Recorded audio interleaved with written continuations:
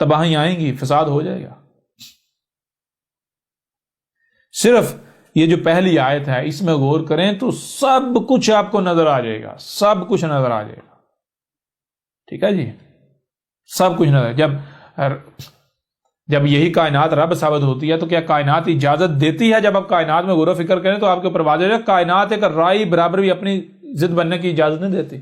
کائنات اس بات کی اجازت نہیں دیتی کہ کوئی اس کی ضد بنے، اس کے ساتھ کوئی دشمنی کرے۔ کوئی دشمنی کرتا ہے تو کائنات اسے قلعدم کر دی، مٹا دیتی ہے، ذلیل و رسوا کر دیتی ہے، نشان عبرت بنا دیتی ہے، ٹھیک ہے۔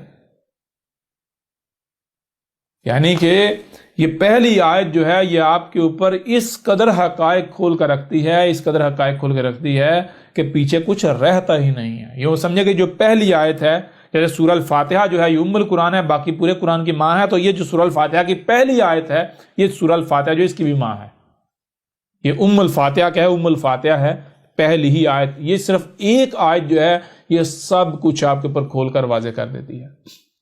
آپ نے تلاش کرنا ہے کہ یعنی وہ کون سا رب ہے جس کے لیے ہے ہی الحمد، تو وہ کون ثابت ہوتا ہے؟ وہ صرف یہی کائنات ثابت ہوتی ہے۔ جب آپ یعنی کہ آپ کے اوپر یہ راز کھلتا ہے تو آپ کے اوپر یہ یعنی کہ آپ کو پھر فکر لاحق ہو جاتی ہے کہ کہیں میں کیا کر رہا ہوں، کیا میں اس کائنات کا حصہ ہوں یا میں کہیں اس کا شریک تو نہیں بنا ہوا؟ اگر میں حصہ ہوں تو پھر تو الحمدللہ زبردست ٹھیک ہے، اور اگر میں حصہ نہیں ہوں بلکہ میں شریک ہوں تو پھر میرا ہر عمل کس کا عمل ہے؟ میرے ہر عمل سے خرابیاں ہو رہی ہیں۔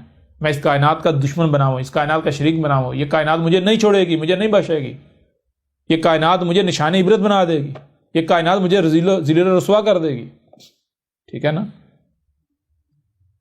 تو اس میں تو سب کچھ موجود ہے، ایک ایک چیز موجود ہے۔ پھر جب بندہ غور و فکر کرتا ہے تو وہ اس کے سامنے دو چیزیں آتی ہیں۔ وہ کیا چیزیں آتی ہیں؟ ایک چیز یہ کہ اس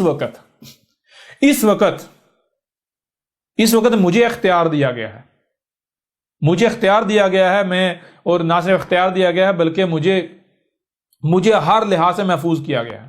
مجھے یعنی کہ جن جن چیزوں کے عدم سے مجھے تکلیف ہو سکتی ہے مجھے وہ چیزیں فراہم کی گئیں بغیر کسی قیمت کے، بغیر کسی بدلے کے۔